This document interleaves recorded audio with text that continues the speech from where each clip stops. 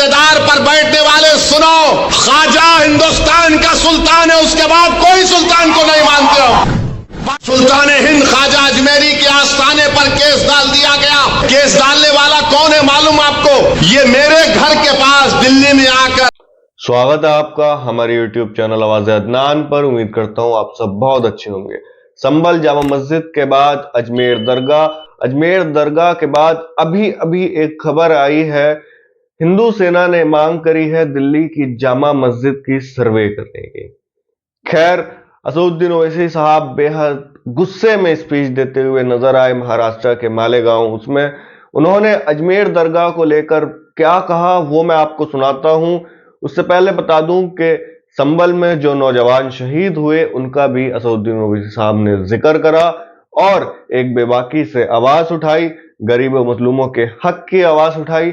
और जो लोग मजलिस को हराना चाहते थे, जिन लोगों का मिशन था, वो लोग कामयाब तो हो गए। उनको लेकर भी असदुद्दीन ओवैसी साहब ने बहुत बातें करी। लेकिन मैं अजमेर दरगाह पर जो असदुद्दीन ओवैसी साहब बेहद गुस्से में बोले हैं वो मैं आपको क्लिप सुनाता हूं। व्हाट्सएप के ऊपर कभी एसएमएस के जरिए, कभी फुलां के जरिए धमकी दी जाती है। अरे जालिमों, याद रखो, मैं मस्जिद बचाने के लिए, खानखाहों को बचाने के लिए, दरगाहों को बचाने के लिए, वक्फ की जायदाद को बचाने के लिए, जमहूरियत को बचाने के लिए, कानून की बालादस्ती के लिए, इंसाफ के लिए मैं एक बार नहीं 1000 मर्तबा मरने को तैयार हूं। तुम क्या करोगे बताओ? ऐसे 12 दरगाह और मसाजिद पर केस डाल दिया गया है कि ये मस्जिद नहीं थी, फुला था, ये था। सलीम चिश्ती रहमतुल्लाह अलैह की दरगाह पर केस डाल दिया गया। सुल्तान हिंद ख्वाजा अजमेरी के आस्थाने पर केस डाल दिया गया। और क्या बोलते हैं, केस डालने वाला कौन है मालूम आपको? ये मेरे घर के पास दिल्ली में आकर मेरे घर के ऊपर जो नेम प्लेट है उसको तोड़ा, पत्थर फेंके घर में मेरे, और उसके बाद मेरे नेम प्लेट पर कालिक डालकर धमकी दिया कि ओवैसी तेरे को देख लेंगे। अरे कमीने, कभी बोल कर आना, मर्द का बच्चा है तो मैं ठहरता हूं सामने। बस आते कैमरा लेके फेंके भाग। अरे बोल क्या आ रहा हूं कल तेरे पास तो मैं भी ठहरता हूं, देखेंगे 6 फुट 2 इंच क्या करता है। वो आदमी अब कोर्ट को गया, सुप्रीम कोर्ट के वकील को थप्पड़ मारा। 2016 में दिल्ली की पुलिस ने उसको तड़ी पार का नोटिस दिया। वो कोर्ट में केस डाल रहा है कि ख्वाजा अजमेरी का आस्थाना नहीं है, वहां पर कोई और जगह थी। हवाला क्या दे रहा है? 1901 की किताब, 1901 की किताब का भरोसा करेंगे या फिर 13वीं सदी की किताब खजाइने फुतुहा जिसको अमीर खुसरो रहमतुल्लाह अलैह ने लिखा? किसकी किताब पे यकीन करेंगे? 1901 में कोई दीवाना लिख रहा नहीं, रिवायत ये बताती है। अबे रिवायत बहुत बातें बताती है, यकीन कर लेंगे क्या? पार्लियामेंट ने कानून बनाया कि 15 अगस्त 47 को जो मस्जिद, मंदिर, गिरजाघर, गुरुद्वारा रहेगा वो सील है, बंद है, उस पर कोई छेड़खानी नहीं होगी, उसका कन्वर्जन नहीं होगा, उसका कैरेक्टर नहीं बदला जाएगा। मगर ये क्या हो रहा है?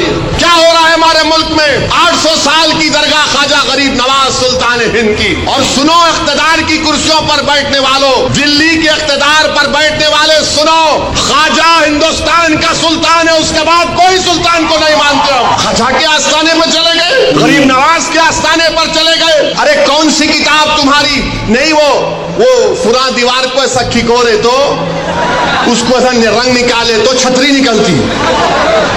अबे तेरे घर में मैं अगर 1000 फीट खोदा तो उसमें भी खाने जहां खां की मलबा निकलता, क्या करेगा? दे देता मेरे को, क्या करेंगे? नहीं, वो था। याद रखो, ये मुल्क कमजोर हो जाएगा। 5 बच्चों की जानें चले गई, वो मरे नहीं, वो शहीद है। तुमने उनको गोली मारकर उनका कत्ल किया है, तुम कातिल हो। तुमने गरीब माँ बाप को अपनी औलाद से महरूम कर दिया है। अरे ये मीडिया को लीक करते नहीं, वो पत्थर फेंक रहे, वो फुला कर रहे। अरे मस्जिद है, अल्लाह का घर है, तुमको क्या राइट देता है किसी इबादत जहां पर अगर तुम जाओगे तो लोग क्या खामोश बैठ जाएंगे? 800 साल की दरगाह, वहां बोल रहे नहीं, ये नहीं था, वो नहीं था। हम भारत के प्रधानमंत्री से पूछना चाह रहे नरेंद्र मोदी, क्या आप ये तमाम इन लोगों को रोकेंगे या फिर ये देश इसी तरह चलता रहेगा? तो देखने क्लिप तो सुनी ली होगी क्या असदुद्दीन ओवैसी साहब ने कहा। उन्होंने अजमेर दरगाह से लेकर जो संभल में नौजवान शहीद हुए हैं उन तक का जिक्र करा। आपकी क्या राय है वो कमेंट में दें और मुझे एक बात बताकर जाएं कि आप ऑल इंडिया मजलिस इत्तेहादुल मुस्लिमीन को सपोर्ट करते हैं क्या आप असदुद्दीन ओवैसी साहब को अपना लीडर मानते हैं? क्या आप इम्तियाज जलील साहब को अपना लीडर मानते हैं? क्या आप मानते हैं कि असदुद्दीन ओवैसी वो शख्स है जो गरीबों मजलूमों की आवाज को बेबाकी से, हमारे मसलों को बेबाकी से और मुसलमानों के मुद्दे पर बात करने वाला शख्स असदुद्दीन ओवैसी है? अगर मानते हैं तो कमेंट में जरूर बता कर जाएं। अगर आपको वीडियो पसंद आई हो तो चैनल को जरूर सब्सक्राइब करें, वीडियो को जरूर लाइक करें।